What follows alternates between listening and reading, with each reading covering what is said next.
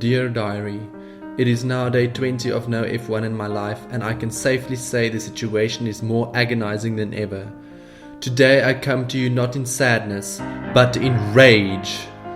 Mercedes has selfishly kept back the only possible news that could cut through the monotony of the summer break, and point blank refuses to let us know whether Bottas or Ocon will be in the Mercedes next year.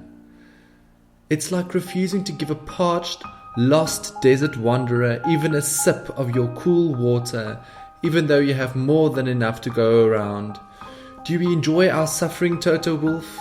Do you laugh up there in your ivory tower, watching us fight over the last remaining scraps of F1 news like dogs? Shame on you, Mercedes. Shame on you.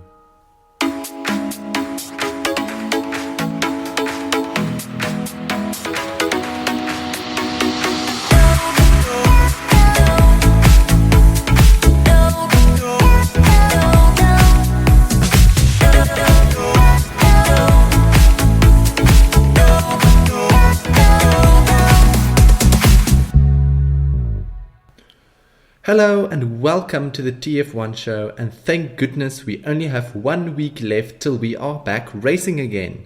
I'm your host, Tinus, and today I will be answering the 10 most pertinent questions that we are asking as supporters of Formula 1. I would obviously also encourage you, dear listeners, to think about these questions as well as provide your views and comments on Twitter, where my handle is @TF1 Show, or on Instagram, where my handle is @the TF1 Show, so we can have a lively debate. But without any further ado, let's get into the questions. Question 1. Will we see Bottas 3.0 in Spa, since Bottas 2.0 turned out to be pretty much as buggy and inconsistent as Bottas 1.0? Well, it depends on whether he gets the Mercedes drive or not. If Toto Wolff decides to go with Ocon and not Valtteri, well, probably we'll be seeing Bottas 0.2 for the rest of the season. And it'll be at least be interesting to see what, his so-called Plan B and Plan C will be if he doesn't get the seat. Question 2. Will Nico Hülkenberg get a podium in Formula 1? Nico Hülkenberg and a podium is like trying to get two of the same magnetic poles to touch each other. At the moment it seems highly improbable, but never say never. If Nico does end up on the podium at some stage, the laws of nature and gravity will probably implode and will have to exist in some post-apocalyptic state of civilization. But at least he'll have his podium, which is nice. Question 3. Will Ferrari win a race in 2019? Well, they had chances in Bahrain, in Azerbaijan, in Austria, and they technically won on the road with Vettel in Canada. And they have 2 tracks coming up in Spa and Monza that will really suit their low-drag, high-speed car. So for them to win a race over the next 4 weeks, all they have to do is set the car up correctly. The drivers, they don't have to make any mistakes. They need to nail the strategy and then to hope their car is reliable. So long answer short, will they win a race in 2019? Probably not. Question 4. Can Carlos Sainz or Lando Norris end up on the podium in 2019? Yeah, I think so. Although with Albon now in the Red Bull, it might be more difficult to get up the grid, since Pierre Gasly was always a bit of an easy target. But Sainz is a Sunday afternoon machine, and if there is an opportunity, I think he will be able to take it. And unlike Hülkenberg, if Sainz gets his first podium, the laws of nature will probably not implode. Question 5.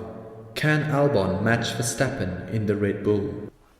Well, it's going to be difficult. Max is on a roll and he's swaddled in a protective cocoon knitted by Christian Horner and Helmut Marko. Red Bull will make it as difficult as possible for Albon to challenge Verstappen, but Albon is a talented lad, and to be honest, he has nothing to lose. A year ago, he didn't have any chance of getting into Formula 1, so he will definitely maximize his opportunity. Question 6. Does Daniel Kvyat like Helmut Marko? No, he probably doesn't. Question 7. Can Daniel Ricciardo and Renault turn their season around? I think so.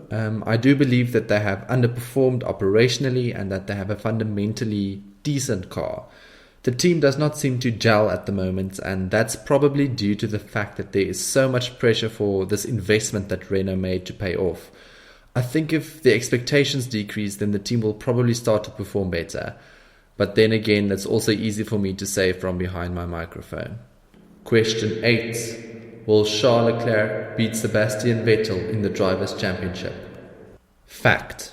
Charles Leclerc has been faster than Vettel this year. Fact.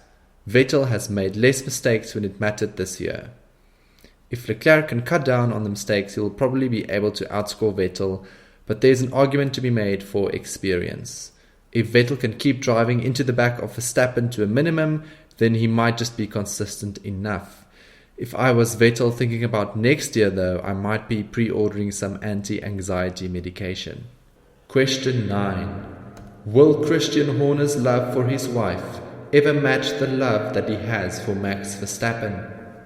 I think this is another case of the laws of nature having to break for this to be possible.